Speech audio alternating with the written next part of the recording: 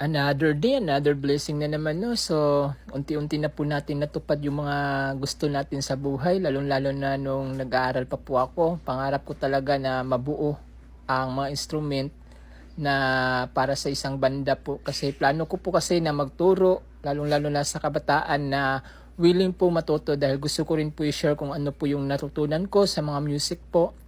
At gustong gusto ko po at balang araw pag nabuo na po ito, kukuha po talaga ako ng mga kabataan na tuturuan ko po at ititrain ko po para at least ma-share po yung mga wisdom ko. Masasayang lang din po kasi kung ako lang po yung ikikip ko lang po.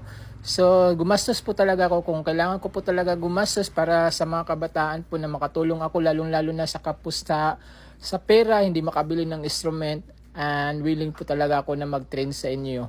So, sana lang po i-bless patawag ako ni God para unti-unti po natin tuparin mga pangarap natin. Salamat po.